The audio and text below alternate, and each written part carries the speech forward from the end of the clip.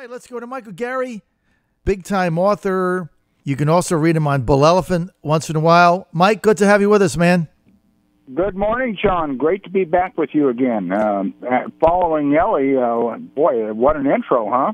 You can't get dead people and all this. We could write another book. Can't get a better intro than that. We're going to talk about your books in a couple minutes, though, Mike. But let's start with these statues and monuments, and now the Memphis Orpheum Theater banning Gone with the Wind, a film that they've shown for 35 consecutive years. Now that gets banned because, well, it's racist, has racist overtones. So now we're banning U.S. films along with statues and monuments. How do you come down on this whole thing and why? Well, I think I can sum it up in one sentence. A nation that ignores its past loses its character. And the past is the past. History is history. And we cannot do away with history if we want to, number one. And number two, I heard Diamond and Silk yesterday, and they made a good point. Show me how many people have been fed by those pieces of concrete and stone monuments. Show me how many poor people have been helped. So while all this is going on, the very things these people supposedly want to do in this country can't be done because everyone's involved in this.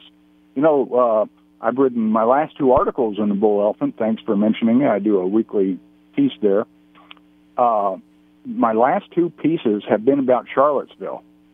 And I am steaming hot mad about Charlottesville for lots of different reasons. Elaborate. First, let me just make very clear, neo-Nazis, white supremacists, number one, they were only a couple hundred out of the thousands of people there. But they're worthless. They're insane people. If you go listen to them on YouTube and all this, they're literally insane. It's like visiting, I think I wrote in one of my articles, it's like visiting the rubber room in an asylum. Yeah, they're nuts. To these people. Right. Now, that said, the other half of that equation is Antifa and Black Lives Matter.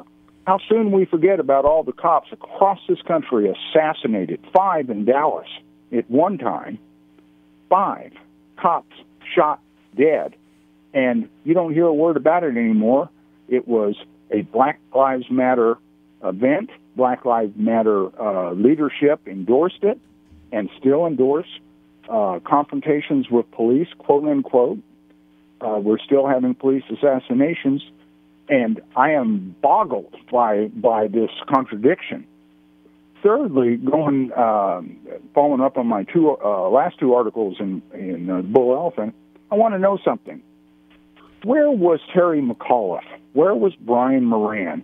Where was the mayor of Charlottesville? Where was the superintendent of the state police? Where was the chief of police of Charlottesville? We have 5 individuals who clearly stood down the state police. At one time, I understand they had all the state police in one location, over 500 officers in one location, and wouldn't put them into action. Why do you think they did that? Why do you think they did that, woman? Sir? Let's stop there because we got a lot of people that really think that somehow Terry McAuliffe orchestrated this whole thing so he could embarrass Trump. Why do you think they all issued a stand-down order? Now, the 500 state police that were in the barrack, they were subservient there to the police chief of Charlottesville who was in control of the situation. Absolutely. Okay, so that's just legal. I mean, that's just the way it works, and McAuliffe, even if he wanted to deploy them, he couldn't have. Now, he could have deployed the National Guard. That was in his authority. But he can't just deploy the state police to override the Charlottesville police chief. So the Charlottesville police chief, the city manager, Brian Moran, they make a mutual decision to have law enforcement as a whole, local police, state police, stand down. Why do you think they made that decision? Well, I think this is a case of politics gone awry, and a woman paid for her life for it. There is when you follow this chain of events, number one, I'm not exactly positive that the state police went in there as under the authority of the police chief. It's my understanding that the superintendent and Brian Moran gave the police that authority. But be that as it may, we may never know the answer to that. But be that as it may, this was clearly a setup. They refused to use common sense and separate two obviously antagonistic factions. They allowed them to commingle. When they started fighting, they did not immediately react. And secondly, when they dispersed them right through the very people that they were trying to separate. This is insanity. So it was clearly a staged event.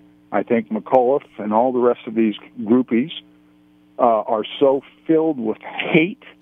They are so filled with this antagonism about Trump and what's going on in the country, and they are so consumed with hatred for America, frankly. And I included McAuliffe in that. I mean, everyone can dance around on the head of the pin, but the fact of the matter is most of the radical left in this country is vehemently anti-American.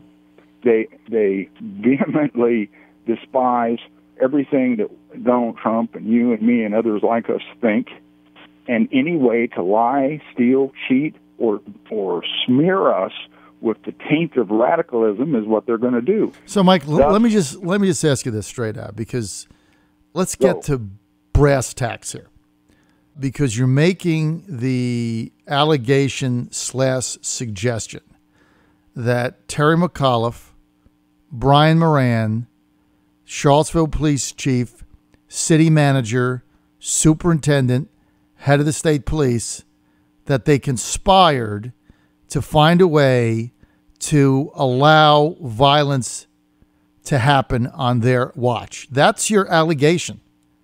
Oh, I don't think there's any question about it. Now, did they intend? So they wanted violence. So Terry McAuliffe got up that day, called Brian Moran, and said, "Hey, Brian, let's manage this so that we ensure there's violence."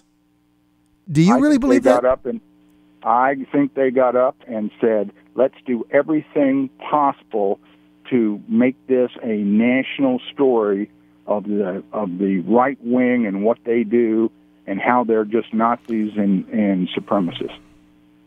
Let me rephrase this for you. You only have two options here. This was either the most incredible mismanagement of a public demonstration that has gone on, the most horrendous mismanagement that one can think of, or it's deliberate. Now, I don't believe that the police chief of Charlottesville or the superintendent of the state police are that stupid. Maybe they are, but I don't think so. I think they knew full well if you put a bunch of people carrying around communist signs and throwing urine bombs and bringing in bats and wearing helmets, and you got a bunch of crazy lunatic neo-Nazis who should be in padded cells somewhere. If you let them get together, I just have a suspicion, and normal people says that's probably not going to be a good idea. So what other conclusion can you logically come to? They made a mistake in judgment. I mean, it's really tough, Mike, and I know I got a lot of listeners that buy into what you're saying, but it's really tough to think that a litany, forget McAuliffe. I mean, my audience just can't stand the guy, so forget it. You take Brian Moran, I mean, this guy's a professional, and you take the police chief and the city manager and the superintendent of police. I mean, these are law enforcement professionals. I mean, to think that they would sit down and say, you know what, we're going to let people get hurt on our watch so that CNN can pick it up and blame Trump people. Perhaps it is. I just don't see it. Here's a way to answer your question. I mean, that is really conspiracy beyond the pale. I mean, I'm the police chief for Charlottesville, and I'm going to let people get hurt on my watch so that somebody else can gain benefit on CNN while I get trashed for the remainder of my career. I mean, I guess so. Maybe not. I guess John, that's what. I guess they all got together and said, maybe somebody will murder somebody. I mean, come on, Mike. I just don't buy it. To the bottom of this, John. Here's how we get to the bottom of this. We have the House of Delegates in Republican control. We have the Senate in Republican control. Why Can we not have a committee that meets tomorrow, not next week, not a month from now, next week, and decide and set ground rules, call in these 5 people, probably can't call McAuliffe, but you can certainly subpoena the others. They have the subpoena power. Bring them in. Say, bring your paperwork with us. We want to know where you were, how this was planned. Well, they are conducting an investigation. Secondly, Mike, sir, they are conducting an independent review. Yeah. Well, you and I know how independent reviews go. I want to see our lawmakers in Virginia stand up and say, this is such an outrageous event. The mechanics of what went on are so hard to believe, so incredible. A woman was killed. A woman's life was taken from her. And 2 other police officers were tangentially killed in an accident. I mean, this is a serious situation. I don't hear any answers out of anyone. I don't hear anyone in the House of Delegates, anyone in the Virginia Senate, standing up and saying, this stinks to high heaven. Let's get to the bottom of this. Let's subpoena these people, bring them in, and find out what the hell was going on. That's what we pay Republicans for. And by the way, this goes to a whole litany of missed opportunities going on in the country right now by Republicans. I mean, we should be all over what's going on in let me rephrase this. Why every time we have a situation develop, it immediately we have Republicans falling all over themselves to side with Democrats. And this is kind of the same attitude. You've written 2 works, 2 books. I want to be able to talk about that. I'm going to get Terry McAuliffe on my show because I just, for the life of me, I don't think he got up that day and said, let me create a scenario where people die. I just can't believe that. Some people still buying into this, and I respect all opinions. This is from Brenda in Chesapeake, who says, your guest on now, are Governor McAuliffe, number 1, was McAuliffe a Clinton disciple? If yes, then JF, wake up and smell the blood. Yes, I'm serious. Charlottesville, great free publicity for McAuliffe to get his name in the news. Okay, I'll go with you on it. I'll go with your calling in. I just think they exercise bad judgment. I mean, I know Brian Moran. It doesn't matter what I say about Terry McGenius. You guys are going to go bananas, so whatever. But I know Brian Moran, and there's just no way this guy got up that day and concocted a conspiracy for people to get hurt. There's just no way. They just exercised dreadful judgment. Maybe they thought by standing down they would not incite it. I don't know. We got to get to the bottom of it because you can only do better in the future if you learn by your mistakes in the past. But this idea that McAuliffe concocted a scheme for people to get hurt and injured is very dubious to me. But I'll still air your view because that's the way we roll here on the John Fredericks Radio Network, Trucking the Truth. Michael, you've written 2 cool books. They've gotten relaunched. Can you share with our audience what you've written, how you buy it, what it's about, and all that good stuff? Well, great. Thank you, and thanks for the opportunity. I was saying as you were coming up on the air that I needed to readjust my tinfoil hat here, and I want to just leave the Terry McAuliffe, Brian Moran story with this. You have 2 choices: god-awful mismanagement from the top down that disqualifies them for further duty, in my opinion. And secondly, there was some active measures going on, hoping for an opportunity to pin it all on the bad right-wing people. So I think that we can agree on. Well, at any rate, I'll take the former. Look, I'll take the former, not the latter. And see, it's different for me because I talk to these people all the time, and I see them, and I interact with them, and I see them in a lot of different scenarios. And McAuliffe aside, he's just a lightning rod. He just drives some of my listeners absolutely berserk. I like the guy. I think he's been a good governor. So, you know what? We can agree to disagree on that. But Brian Moran, Brian Moran, he's just a good guy trying to do his job. And so they made bad decisions. It's just very difficult knowing these people that they would have done anything to increase the chance of violence. I think all the decisions were made to minimize the chance of violence, and they simply made mistakes. All right, so Mike, go ahead. Tell us about your books. Well, I write a lot of nonfiction. Probably, I don't even know how much I've written over the years, but piles of it. And I got one day I was walking down the stairs, and I thought, you know what? I better do something to divert my attention a little bit from politics before my head blows up. And so I started writing novels, and I like to say they were humbly inspired. I decided very specifically to write adventure stories, suspense stories, dragged out of the daily news, out of real life, and unabashedly Christian genre, but not in your face, that talked about the intersection of politics and life and God and how our lives work out and what's really going on. So, authentic novels. I hope I don't sound sanctimonious saying this, but I think a lot of what passes for popular fiction now leaves a lot to be desired. There's not a lot of depth to it. Maybe there's not a lot of depth to mine, but I'm trying hard. So in 2015, I published my first novel, and through a different publisher who's and it's now been reformatted and re-edited in the second edition put out, called One Mountain at a Time.